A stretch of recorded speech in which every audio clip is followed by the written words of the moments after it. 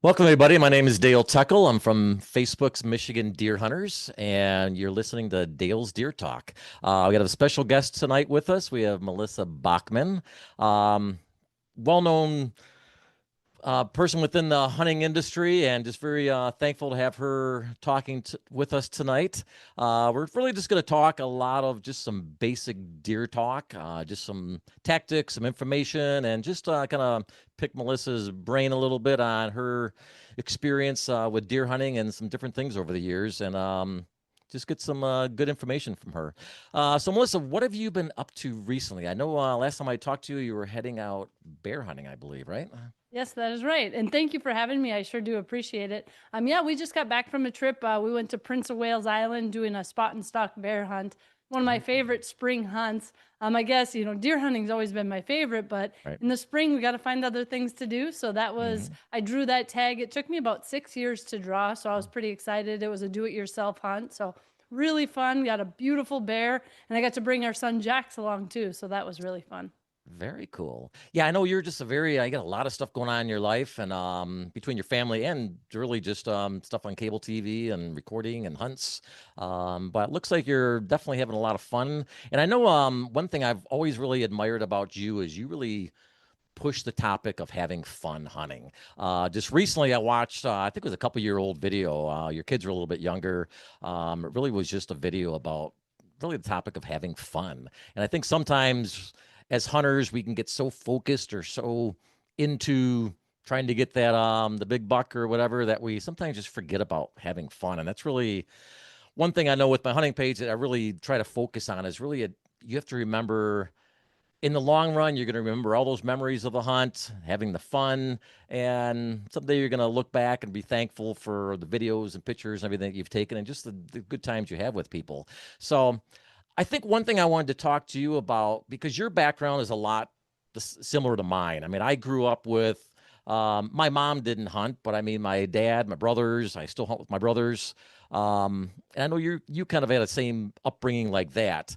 Um, but I think one thing I never really, at least I never really found yet. See, like in Michigan, I started out like in the early 80s. 70s, 80s were really times where Michigan had, as much as deer hunting was, you went deer hunting, deer camp was just as a big a thing. Now, when you were younger, was the deer camps really as big where you were growing up also?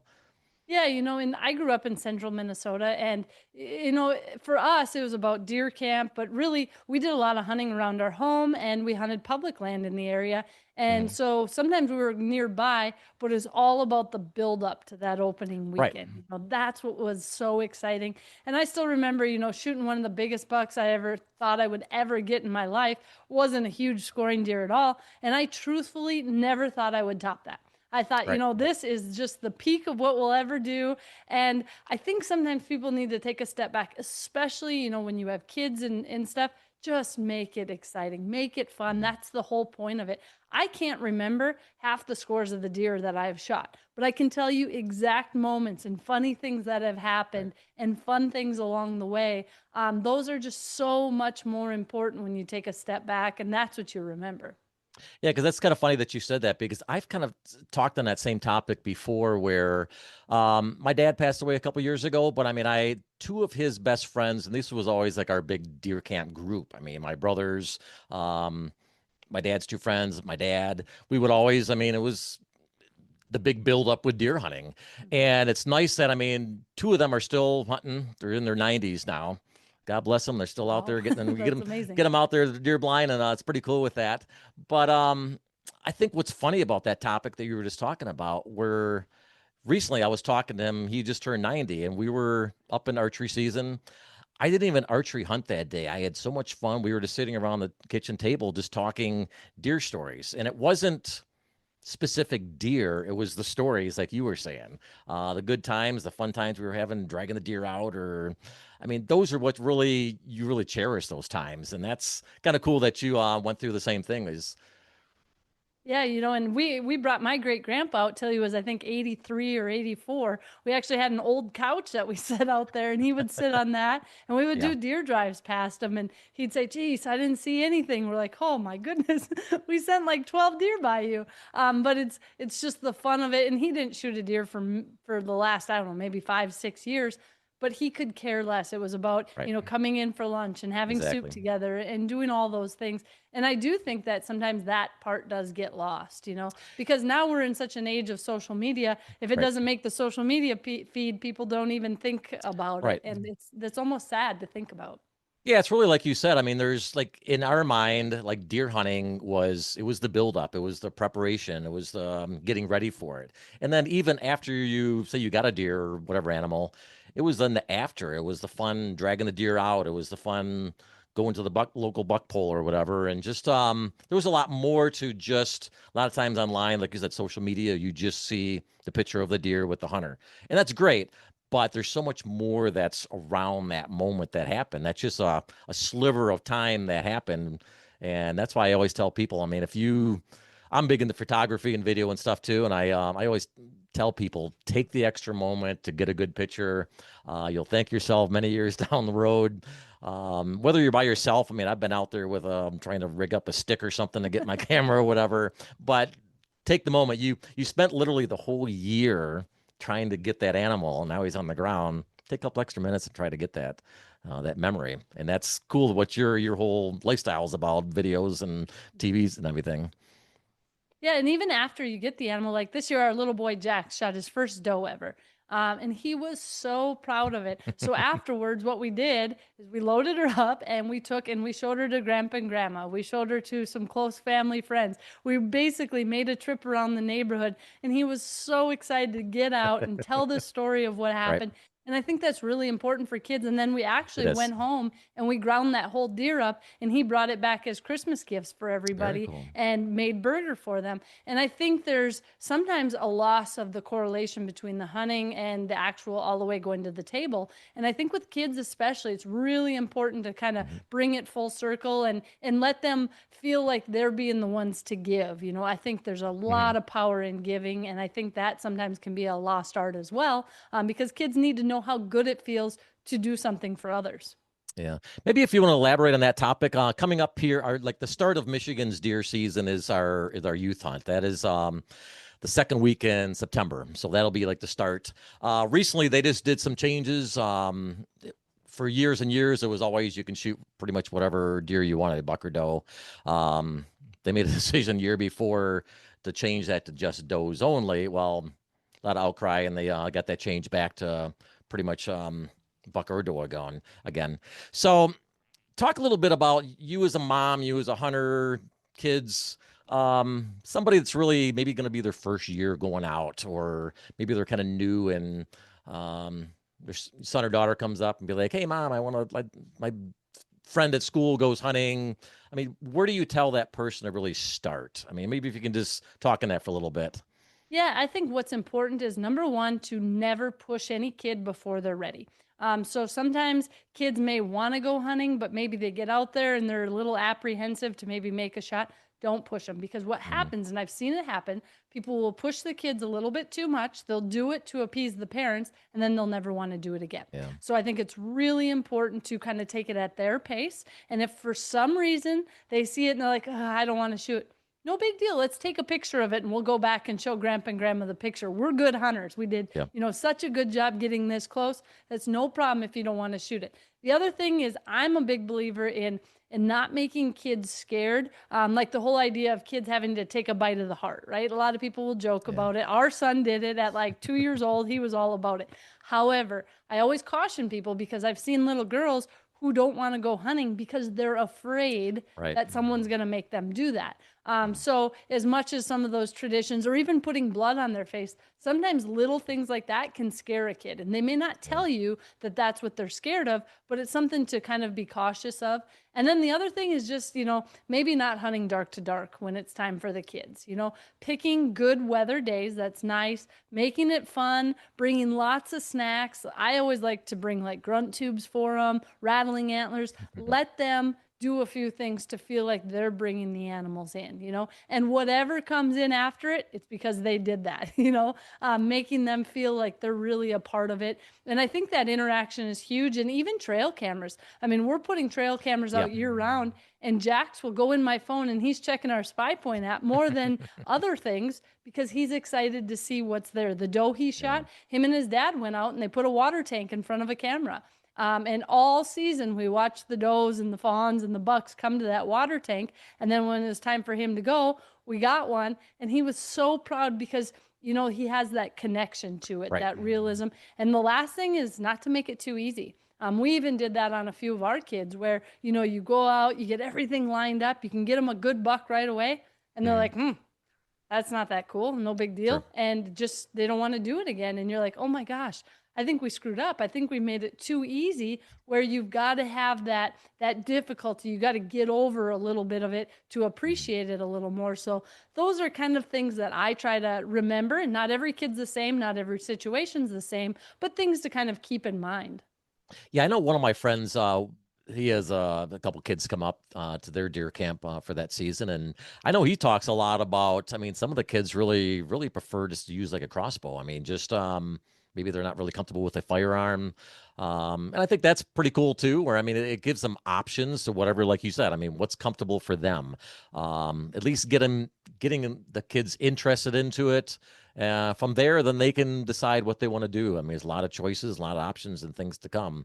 Now, if somebody, like I said, in that age group, I mean, is looking for like Michigan, they're what's been very popular in Michigan now because our southern part of the state is for years and years. Many years ago was always the shotgun zone. That changed to with the straight wall cartridges, and just so many different options now, which is great for kids. What do you, I mean, as a mom, what would you push somebody or what would you point somebody in a direction as far as firearm wise? Well, there's no question. What we have almost all our kids shoot, what my mom shoots, we have them shoot the 350 Legend. It's a Hmm. straight wall cartridge. It is a gun that I don't recommend shooting over 150 yards, but it's perfect for kids, for anyone who doesn't want a lot of recoil. Has less recoil than a 223, but it is phenomenal. Great knockdown power. I went out to Montana and literally took a buck right off its feet with it. I really like that. And for me, I think it's important with kids to have that very minimal recoil because there's two Yeah. things almost all kids are scared of when they shoot a gun. They're afraid of the recoil and they're afraid of the sound. So a Right. lot of times we'll put a suppressor on it and then we'll have them shoot something like a 350 Legend. So now you've kind of alleviated both of those things. Yeah. And another thing I think is important is before you ever have a kid shoot a gun at a range, I always shoot it first for them because I feel like it takes a little bit of that nervousness off. You Hmm. shoot it, you let them kind of see, and Jax will always have me hit his shoulder. He's like, I want to know what are we dealing with here? So I'll go like this, and he's like, okay, good. But I think, it's kind of learning what kids are a little bit nervous of, or even new hunters. My mom, she doesn't want to shoot Yeah. something with a lot of recoil either. I shoot a 300 Win Mag for a lot of things. I would never give that to my mom or to our kids or something like that. So I think each situation really kind of needs to be addressed that way. But for me, whether it is a zone where it's straight wall or not, I still like the 350 Legend the best. Yeah, that's been very popular. I think that and the 450 has been very popular in Michigan. More and more, it seems like people are. I just did a poll recently as far as what do you prefer, and most people said the 350 is really that. It's that perfect in between. I mean, it's got plenty of knockdown power, and yet young or old, big guy or small girl. I mean, it's like it's a perfect gun, and it's still very deadly. And I think that's very cool that there is a lot of options now. I mean, like when I started out, and probably when I mean, you were handed a 30-06 or a 12 Or a gauge 12 shotgun. gauge I mean, shotgun. it's like, hey, That's what go I got. for it. And I mean, That's the man one. up, It's Yep. like so, but it is cool that there's a lot of options now for that.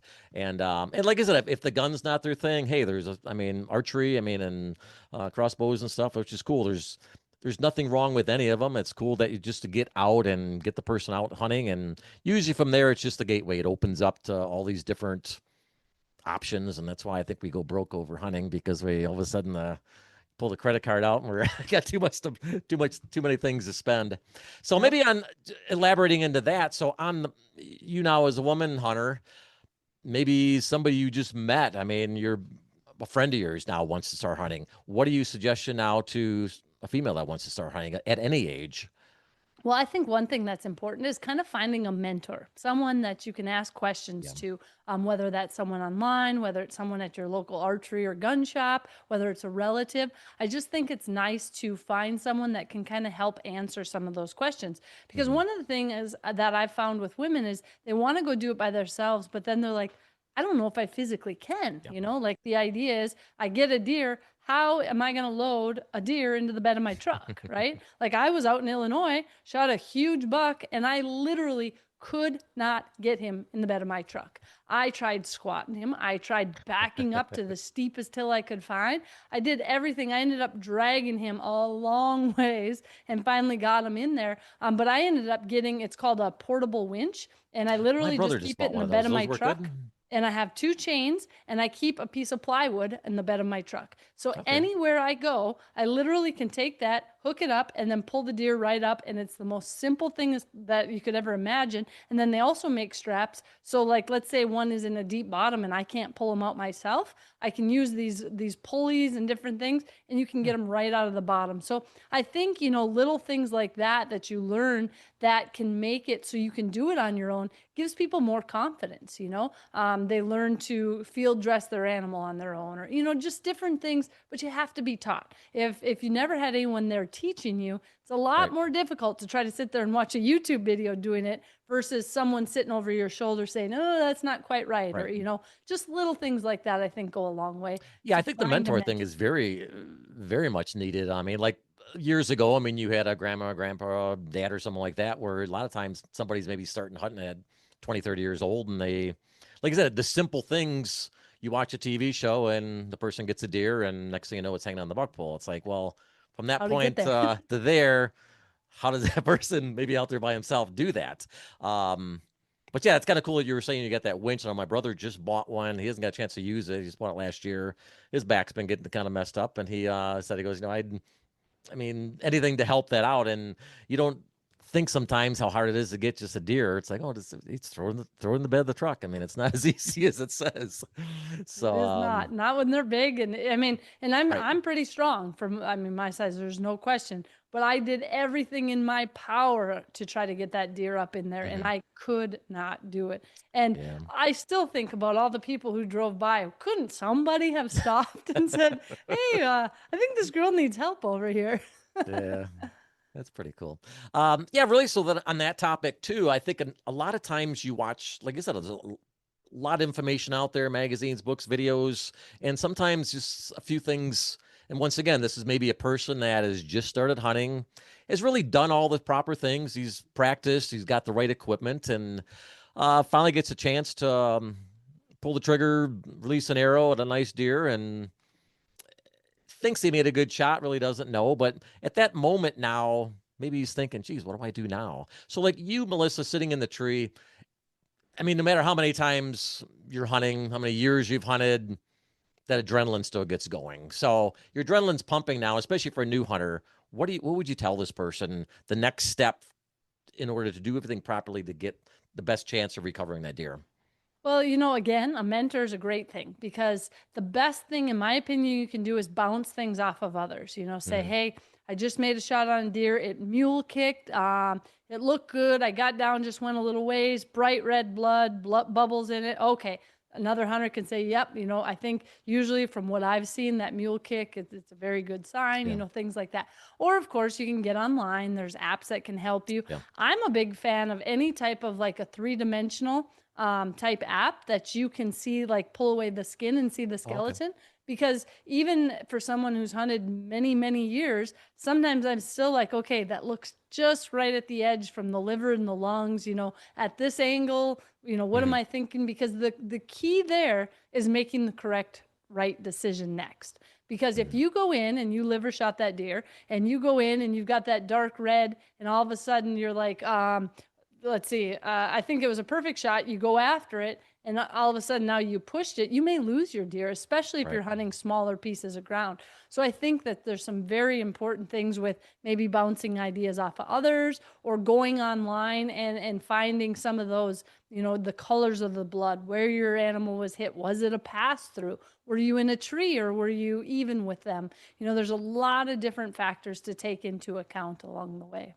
Yeah, I think the biggest thing with that situation too is really just slow down. I mean, it's like the animal's not going anywhere if you hit it good. So I mean, it's like there's no rush to start tracking or anything. Take a little break and get your adrenaline back and climb out of the tree safely. And um, yeah, so I think that's pretty critical. I mean, with a lot of stuff like that. Um, Now, you're in what, South Dakota right now? Where Yes. you living? Okay. Um, I know Michigan has a pretty variety of like types of land here. Like our southern part has really been getting a lot of areas where we're having this like an overpopulation. A lot of it is like hunting access, a lot of private lands, businesses, and just hard getting in like that. And yet you head north and there's lots of miles of state land. Um, what is kind of like around your area? Do you like most hunters in Michigan are hunting what I call pretty small parcels? First of all, purchasing land isn't as cheap as it used to be. I mean, prices around here have kind of skyrocketed, and sadly, it's not as easily for a hunter, whoever, to purchase land like they used to. So a lot of people are hunting some of these maybe smaller parcels. And years ago, you used to say, well, smaller parcels, 40, 80 acres, where now you're getting people that are hunting 10, 15 acres. I mean, and trying to benefit as much as they can off of that. Um, do you get a chance to hunt like much small parcels, or is it more larger parcels around where you're at?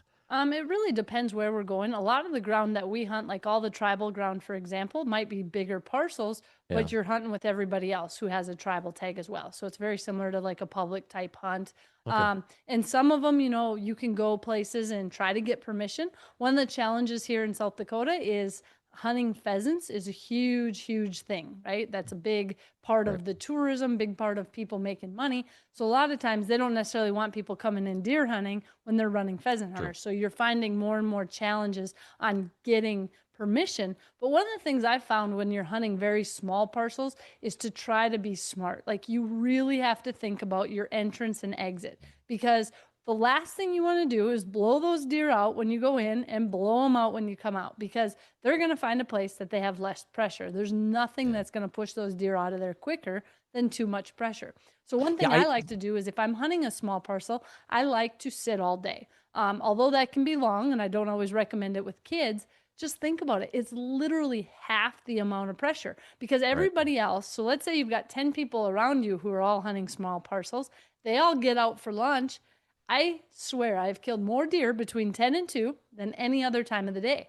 And I believe a lot of that comes from the fact that these other hunters are getting up, they're leaving, they're Right. pushing bucks, they're pushing deer, whether they knew it or not, their scents blowing into thickets as they leave, this and that. Those deer get up, relocate, and when you're sitting there on stand and haven't moved, that's when I think you can find some of the best success. So that's one of the number one things I always try to remind people is the amount of pressure you put on any area, but especially when it's a small piece. And that's another reason why I like cellular trail cameras too, because you're Mhm. not going in and out to check them all the time. You can put them there, be done. Don't be going in and out just to check things out or, you can really, those deer don't like a lot of that pressure. And if the neighbor's not giving them pressure and you are, guess where they're going? To the neighbor. Yeah.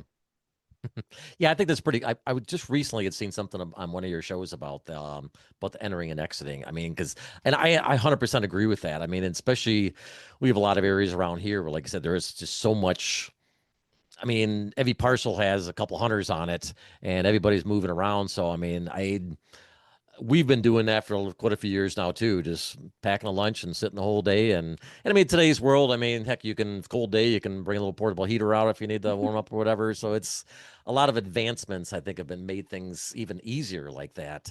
Um, I had, like when you were talking about like entering now, you would set it right out. I mean, there's a lot of times where I mean, you'll stop a certain amount of yardage in before you, especially with big food plots and stuff like that. Just really surveying the land to make sure you're not going to push that deer off of there. Um, yeah, it's just very critical. I agree with that, and especially with these smaller parcels. But I don't think it really. like the state lands, I know over the years here have gotten not, the hunter numbers have dropped a little bit, so there's not quite the crowds they used to be, but they're still in prime areas. I mean, I think it's very critical to even like I think where you park your car. I mean, don't tell people that hey, there's guys out here hunting or getting the deer. Sneak it out. You don't want to. Here's a guy. That guy got a nice deer out there, and next thing you know, you got 20 cars parked on your spot there. It's true. But And it is hard, like yeah, especially if you're hunting any type of food source. The biggest challenge I run into late season is you've got a field full of deer in front of you. How do you get out of there without yeah. spooking them off? Because even if you throw something out, whatever, I do not care. I've done it a million times. When you sit there, every night you have to spook those deer off. The next night you're going to have less and less and less deer. I really believe that. So I'm always trying to kind of fight for a way to, Yeah. that makes sense. And I'll be honest, one of the things, depending if it's legal where you're at, you can use like a predator call where you just hit a coyote howl. And all of a sudden, every deer's head will come up. They all spook off, and it has nothing to do with you. Mhm. So trying to like kind of think outside the box on things like that, I think can be very helpful. Just to try to clear the deer out around you and not tell every deer in the country that it's you coming and going. One thing I have to ask you about, I know you're very adamant with that. Now, it used to be you're real big with deer decoying, correct? And see, that was very popular here in Michigan, maybe in the like early 90s, and it kind of died off a little bit. Some people are still using it, but it's just not as like common as it used to be. Talk about how you got into deer decoying and someone wants to do it. What are your, give me, just talk about that topic for a little bit. Yeah, it's probably my favorite way to hunt. And I did not grow up hunting that way. I grew up in Minnesota. We would sit on stand for a couple hours. We would do deer drives, whatever came through, you shot, and then we'd Hmm. sit on stand in the evening. That's how we hunted. But as I started, traveling around, hunting, filming, to be honest, one of the main reasons I started decoying is because I was trying to film myself. And during the rut, I found it was so hard to try to get a buck to stop in the correct spot, get my camera on him, and shoot him with a bow. So I put a decoy out and it was amazing. I decoyed in like 30 bucks Wow. and they all came to the same spot in front of them. And I thought, this is genius. This is the best way on earth to film because now I know where they're going to be. I can have my whole Right. camera set up. It's great. Now, I think where people run into the trouble with decoying is it doesn't always work, right? So you could have that out and all of a sudden you might have does blowing at it or something doesn't like it. And people see that and they're like, ah, I'm putting this thing away. This spooked this deer away. I'm out of here. Yeah, I've heard that And before. Yeah. they can, but it's a numbers game. I do it all the time. There is no question it works more times than it doesn't. But there's also things you have to be careful of because when you're out there decoying, you cannot have your scent on that decoy. That is so important. You put that decoy out, the first thing a deer is going to do is they're going to come in, they're going to see it, and you have to have a decoy that's bristled up. If it doesn't look like the hair is standing on end and the ears are pinned back, in my opinion, it's no good. You shouldn't even be using it. It blows my mind that there's companies out there that have decoys that don't have those two attributes. Because if you watch two bucks in nature, when they Right. fight, their hair's bristled up and their ears are always pinned back. That's what you have to bring a buck into it. So Okay. without that, in my opinion, it's pretty much worthless. So when a deer comes into that, okay, now you've gotten them coming in, they see it. A whitetail's always going to want to smell what he sees. So they're always going to go downwind of that decoy. And if you let them get downwind and you have your scent on it, they're going to spook away and they will forever remember that that decoy was fake and it was smelled True. like a human. So I always try to spray it like scent killer gold, just spray it down. Putting that scent killer on it is so important because if you don't and you just put it out there, they're going to smell it and immediately they're going to trust their nose over their eyes. So that's something that's important. I also will sometimes put like a bottle of golden scrape on it, or I'll even cut off the hocks or the tarsal glands on a Okay. buck that I've shot and I'll throw those under the decoy. So now not only are you kind of getting your scent off of it, but you're making it smell real. And I truly believe that realism is what makes the difference. I've decoyed in very big mature bucks, I've decoyed in little bucks, and they will commit all the way to hitting it, which means they're very adamant that that was real. What type of area are you mainly setting those up? I mean, is it more open, a little more like middle of the woods, All or areas, what? I like it to be a little more open, Okay. only because if it's very wooded, what I found is sometimes they'll just kind of hang out in the trees and they'll just sit back there and watch it and not really come Okay. in for the shot.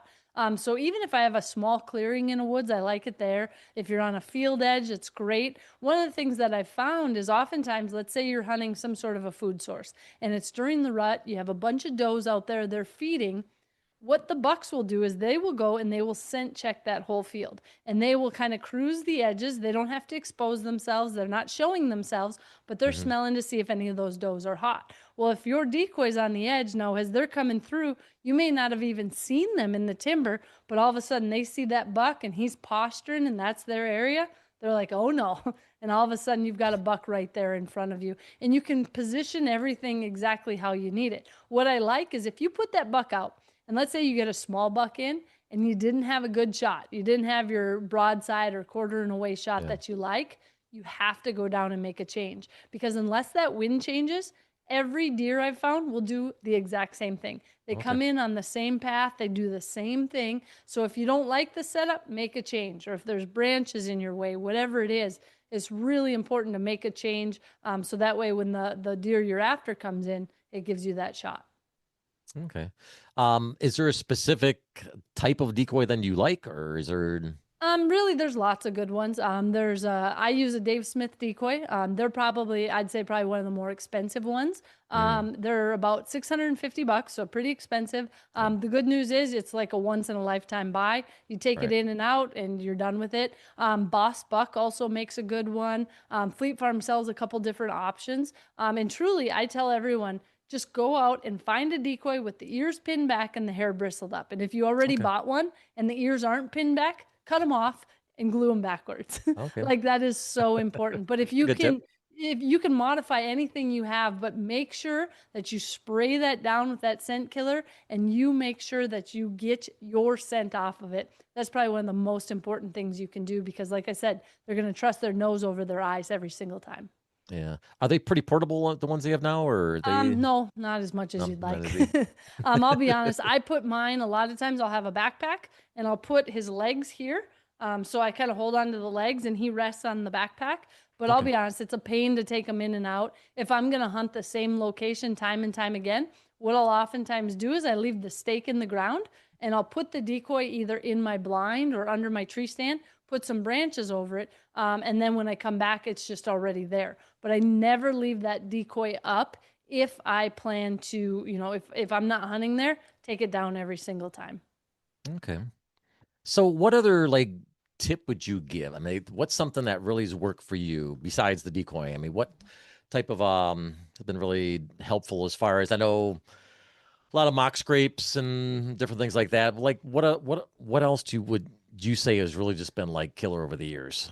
Well, if you're hunting an area where you can do a couple modifications, what Ben and I have started doing on our land in Illinois, South Dakota, we kind of set up what we call like our own little buck paradise in front of our stands. So we put in a watering hole. And now Mhm. you can they have some nice ones. Deer Ponds make one. There's Yeah. all sorts of different ones. Or you can just go to Fleet Farm and buy a container and stick it in the ground, or a Yeah. little kid's kiddie Yeah, pool kiddie works pool or too, something. Yeah. right? All of them work. The idea is for us, we bury them a little bit because we want it where if they go empty, that the wind doesn't blow them away. You stick a blue kiddie pool out there, it goes empty. You're not going to have a kiddie pool left when it comes time to hunt. So we'll usually like around 150-gallon tank or better. We put that there, and then we will put a cedar rub post right next to it. We just get ours sometimes, like from the electric company. You can go and buy one, get Yeah. untreated cedar posts, and we Okay. put it about 18 inches in the ground. And then I'll take a saw and I'll kind of rough it up a little bit. And the Okay. idea there is these deer will come and they start rubbing on it. And some places work better than others, but I'm not joking. This year we have probably 3 or 4 we have to completely replace because they Well, have rubbed it all the way through. It's like an hourglass and is going to break. And then off that, we a lot of times we'll hang like a licking branch and yeah. tie a Magnum scrape dripper on it and then make a mock scrape. So the idea is you have all these different things going on literally right there in front of your stand. And then now, I think it was last year or 2 years ago, I can't remember, they came out with this golden rope. So there's all sorts of people you've seen use hemp ropes and different things Yeah. to bring those deer in. But Wildlife Research Center made one that has no scent on it. And what we found with the hemp ones, it took like 6 months before the deer would start using them. This one, I literally put it out. The next day we had deer in front of it. And I always tell people, get one and put a camera on it. You will be amazed by the results. These deer will just come and they're all just rubbing their orbital glands on. You have bucks, does, fawns, all sorts of different animals. And we try to put it low enough so everything can reach it. And not only is it a good thing, like when you're hunting, because it allows you to get a chance to draw your bow. So if you're bow hunting and they come through, it's not just a trail they're walking by and you missed them. They've got all these things going on. They're messing with the rope. They're making a mock scrape, getting a drink. It gives you time. And even if you're gun hunting, it gives you just a little bit more time to make that shot as well. Cool. Very cool. So Michigan also has we've extended now our deer season up until it used to always end January 1st. They've extended now in the late January. And I know you do really enjoy the late season hunting. Talk a little bit about some late season hunting, some tactics, and just in general, just if you talk a little bit about that. Yeah. I love late season. It's probably my favorite time of the year. The one thing that does make it really great for me is I don't hunt mornings. So after a whole season, I used to try and just keep pushing through. I found it's just not beneficial to hunt mornings. So a lot Okay. of times what I'll do is I'll go out about 12:30, 1 o'clock, and I'll hunt a long evening. And I find that is so much better because you're not pushing those deer off food Right. sources. I mean, food is key late season. Whether you have the food or not, you need to know where they're getting their food. And a lot of times they bed pretty close to that food. So, Yeah. just trying to really be quiet, getting in and out, and then just sitting for that time. I absolutely love it. And learning to be comfortable, if it's Yeah. not just a comfort thing for you, but the more comfortable you are, the more still you'll sit, the better Right. hunter you'll be. So if that includes needing a heater or, maybe not sitting in a tree stand and putting up a pop-up blind below it, sometimes that can make a big difference on your comfort and will make you sit there longer and be more still too. Yeah, I've always said that over the years too. I mean, I think some people are like some of the younger guys or girls and stuff, they're like, oh, what are you using a heater for? It's like, I would rather be comfortable, like you said, and sit still than be fidgeting around, and you're never going to see any deer like that. So I And think it's again, it's pretty, about enjoying it, right? yeah, Like exactly. I mean, because nobody wants to go out there and sit there and freeze all day. I But I put think it's Pop pretty Tarts cool. in tinfoil. I put Yeah. sandwich in tinfoil. I cook them on top of my heater. I am living the good life. Yeah, luckily we're in a time where there's just so many good advancements in hunting equipment and clothing, especially. What would you say as a female over the years, like since you started to like now, what really has changed in the best light as far as with equipment or even just clothing as far as for women? Well, when I started, I would just wear boys' clothes, right? So you'd get like a youth 14, 16, try to make it work, and Yeah. it was not ideal. I work with DSG Apparel, and they are a women-owned company that make clothes for women. And I think I've been with them for, I don't know, 7, 8 years or so. And Okay. what I love is they will create stuff and then they'll send it to people like me. I'm in the field 300 days a year, 320 days a year, and I'll give them feedback. And they literally have been making improvements every single year. And to me, I just love not only knowing that, I take it on brown bear hunts, I take it on moose hunts in some of the worst conditions. And then someone like my mom, she can wear it. She would never sit out in some of those conditions that I'm in, Yeah. but she has clothes that would allow her to if she wanted to. So I think that's really nice. And the other thing that I found is a lot of times I'm the same way. I want to fit the part. I want to dress the part, right? Like I want to look nice when I'm out there. Now it's not some competition by any stretch. And when it's 30, 40 below, I look like a little marshmallow, right? But I'm warm, I'm comfortable, Right. and it's made for me. And I think that's really important because I think sometimes, like I had to get into golfing once, and I am not a golfer. I did Yeah. not want to do it. But the most important thing is I said, I may suck, but I'm going to look the part, right? So I think that's the same idea as if people who want to maybe start hunting, a great confidence booster is having clothes that look nice and that is functional. Because if you go out there and you're cold or you're hot Yeah. or you're wet, you're not going to enjoy the hunt. So, in my opinion, that's one of the very first things that I think that is worth, spending the money and doing. Right. And the second thing is, for people who bow hunt, there's such a misconception like, oh, I'm not strong enough to pull a bow. My 6-year-old has been shooting a bow since he was 3. There's a bow for everybody. Very And cool. just taking that time, and learning that, they will set it up for you. You don't have to take your husband's bow. And if you can't draw that, that doesn't mean you don't get to go. Just taking that time and learning that they can set that up for anybody. Maybe back up just a hair as far as your upbringing. Like, what made you? I know you've talked a little bit with your parents and stuff over the years, how you got started, but at what point in your life did you really then? I mean, was as a young kid, but like when you really just got into the point where this is going to be what I want to do for a living. At Well, what I point in your life loved did you really hunting. realize that? Well, I loved hunting, and I'll be honest, I didn't know there was even an option to be able to hunt for a living. We didn't watch a lot of television. I didn't know anything about hunting TV shows. I hunted my whole life. My mom and dad actually signed a work permit, so I didn't have to go to school for the first 2 hours so I could bow hunt. And I actually went to college for a double major in television production and Spanish. And Okay. my original goal was to be on the NFL sidelines or do some Oh sort wow. of sports announcing. And I'll be honest, when I got done with college, I started looking for jobs. I kind of got the idea of, oh my goodness, there's people who film their hunts. That's what my background is in. I'm Yeah. like, this would be a perfect fit. So I actually applied at, I think it was 74 locations, and I got denied at all 74. Nobody hired me. But I called the North American Hunting Club. They were the number one place I Yeah. wanted to work. And I said, hey, if you guys would hire me, I will come work for free just to get my foot in the door because this is my dream job. And they said, well, sure, when can you start? And I said, tomorrow. And so I actually went there and I worked for 4 months for Yeah. free, driving 150 miles a day, every day back and forth to go work at this job for free. And all I was a cameraman. And I actually did it for 4 more years after that. I got hired full time. They liked me. I think I guilted them into it, to be honest. But, I was able to kind of put everything I had learned all in one. And Yeah. I wouldn't say that I was the best hunter by any stretch. But the one thing is, I won't quit. I always said I'm going to work harder than anybody else. There may be better hunters. There could be better cameramen. There could be better editors, but no one's going to outwork me. And that's kind of the motto I've lived. And in Yeah. my opinion, that's the only reason I was able to make it, not because of anything else, skill, anything else. That had nothing to do with that. It had with the idea of you won't quit.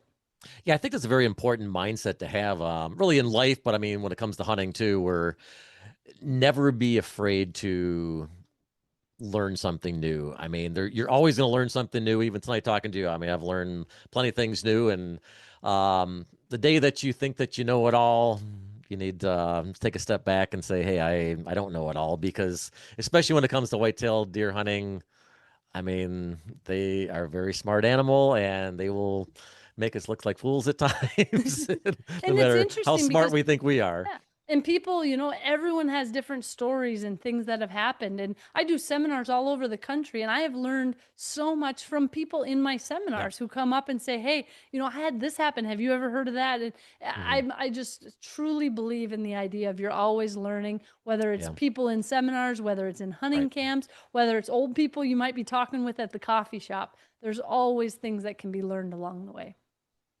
So, who would you say over the years? Well, actually, maybe a two-part question.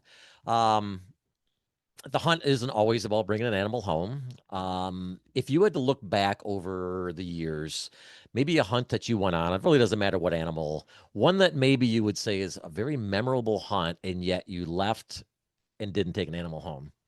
Does one come to mind on that? Yeah, I did a hunt in South Dakota years back. It was between Christmas and New Year's. So I didn't have a cameraman because nobody wanted to work during that time. And I hunted every day from dark to dark, and I belly crawled to my blind because the deer would be all closely bedded around there. And it was so cold, and I had a heater with on my pack, but the deer were so close I never wanted to click the button to turn it Wow. on. So I sat out there wet and cold for days. I did this every day, and I have never in my life seen more deer. I thought it was around 700 deer that I had Wow. filmed and seen, and I never shot an animal. And it wasn't because I didn't have the opportunity. The problem was they'd come by and I could either film them or I could shoot them with my bow. I couldn't get both done. And I literally left and I thought, you know what? That was the most amazing hunt I have ever Hmm. done without even getting an animal. It Yeah. truly was unbelievable. I worked so hard. And, it just proves that sometimes you really can have an amazing Yeah. experience without notching your tag. Yeah. Now, was there somebody then that really I know you've met a lot of amazing people, I'm sure, over the years. Is there somebody that really stands out as far as a hunt that you've been on with that you would Um, really, I mean, there's probably a lot of them. Yeah, there's a lot, but someone who's probably helped me, I guess, the most with all of the hunting and my entire career with it would be Tom Miranda. He is a phenomenal hunter. He's done bow hunts Yeah. all over the world, and he's very similar, where he does all his own filming and editing and all those things. Yeah. So I guess like in my early years, he's someone that I would always call and ask questions and try to learn from because again, like I said, you always need a mentor, whether it's with the hunting side, with Yep. filming, business. Like I made some dumb business decisions along the way, and he probably said, "Hey, I don't know if I'd do that," and I thought I maybe knew better. And you learn, but I think that's Yeah. really important to try to have someone like that. And I guess for me, he's probably one of the best I've been around. Yeah, I had an interview with Tom Nelson. He's from Michigan, and his first name that came up, I know he was talking about Tom Miranda. And so it's great that there's people out there that really get involved with other people that really want to get into the hunting industry, the hunting sport in general. Because I mean, it's as you found out, it's not easy to get into it. I mean, you literally busted your butt from ground up and put a lot of work in, and you still continually are. So that is just really cool. And I really applaud you for the hard work that you have put in over the years, and you're just very approachable. I think a lot of people have said that, and I think it's just awesome that we're getting a chance to talk to you tonight. I really appreciate that. Um, Maybe if you to end this kind of, if you just want to, is there something you really want to talk about as far as maybe mention what's going on with some of your TV show, or just is there anything upcoming that you would like to talk about? For Yeah, so my show is Winchester Deadly Passion. It airs year round on Sportsman's Channel, or you can see it on My Outdoor TV or on YouTube. hmm And we're just constantly doing different hunts. Next week, I fly out for New Zealand. All fall, I'm hunting whitetails, elk. I just try to stay super busy. I pick all Yeah, the hunts myself. I set everything up. What you see is what you get. It's all me. If you like it or don't, it still comes back at me. yeah, But I really believe that as hunters, we need to really stay together as a community. yeah, Sometimes I'll see kind of a divide within our hunting community, and I try to remind people when we're getting new hunters involved. To me, that's like the scariest thing, right? Because yeah. you'll see someone post a picture and all of a sudden someone's berating them because they think that deer was too young or this and Right. that. As hunters, we need to remember we must stick together and we need to be a welcoming community. And I just Yeah. try to stress that to people for everybody to remember it. Because what if that was your son or daughter who was so proud of their first animal, they put it up and all of a sudden they get a bunch of harsh comments? They're not going to feel like they're part of the community. They're not going to Mhm. ever want to show anybody a picture again. So I think as Yeah. hunters, that's something that we need to remember. And most importantly, get out there and have fun. Bring your dog, bring your kids, whatever it is, Exactly. enjoy the time and spend that quality time together. How did you get your dogs into hunting? What decided one day to take them out? Well, because I was lonely, honestly. Pork Chop started coming with me. She's almost 10. I would do all these hunts. I was traveling 320 days a year, literally by myself all the time. And I got her, and she was the best little sidekick. Well, And I literally just put her in my coat and I said, "You're coming with me." And we went to Texas. We shot a pig and an axis deer. And I had these little duck treats she liked. And I had her hop up there. And when we got the animal, I gave her one and snapped some pictures. And she's just literally doesn't leave my side. In fact, she's sitting on the couch does back does there. She does the wasn't pup supposed to do be any in there. deer tracking or anything or Oh no, she no? she has no nose on her. I can hide Cheerios around the blind, and she might find half of them. So I don't think she's got a More nose just for in tracking. companionship. That's pretty cool. Yeah. Awesome. Well, I want to thank you for joining us tonight. You're welcome anytime. I know you haven't been to Michigan a lot. Sometime you got to come up here, come hunt up here with us or whatever, and we'll get you out there. But you got to come up sometime, or if you're in the area, come visit. Love to Yep. have you here. A lot of exciting things going on in Michigan too, and our deer season, like I said, starts up beginning of September. Got a couple we got an antlerless season or a weekend, and then our archery starts up on October 1st. I know everybody is ready for summer, but everybody's still in the back of their mind. They're getting out, getting their food plots ready, and you had bought how long you bought some property recently, right? Yeah, yeah. We bought some land in Illinois, and then we bought land all around our house where we've Okay. planted, I think, close to 10,000 trees, trying to make Wow. it like a really deer habitat, beautiful area. South Dakota doesn't have a whole lot of trees, so we're trying to do our part to add some. Awesome. Well, I wish you the best throughout while you're hunting almost every day of the year. But I wanted to wish you happy hunting. And like you said, have fun. And we're always going to look forward to some of your new videos and photos, everything that come out. I know if you're listening tonight, Melissa's got a page on Facebook. You're on some other platforms too, or? Yeah, Instagram, Facebook, YouTube. Okay. Oh, you can find all the usual Yeah. stuff. Just Google Melissa Bachman, and you're gonna find a lot of information on her and a lot of videos to watch and check her out on cable networks and just a great person to follow, a good mentor, and just you give a lot of great information. We really appreciate you doing that from the hunting industry itself, and always want to be thankful for that. And I wanted to thank you personally, myself, for sitting down with us tonight. I know you've had a lot going on in life. I know we were kind of sending some emails back and forth, and things are kind of hectic. And I know at one time I was at work, I told my buddy, I'm like, I don't want to like be sending 10 emails all the time. And Melissa's like, oh, just send me another email. I'm like, I don't want to push it or anything. No, So no, no. pretty cool that you're very approachable and very open. And I really appreciate that in who you are.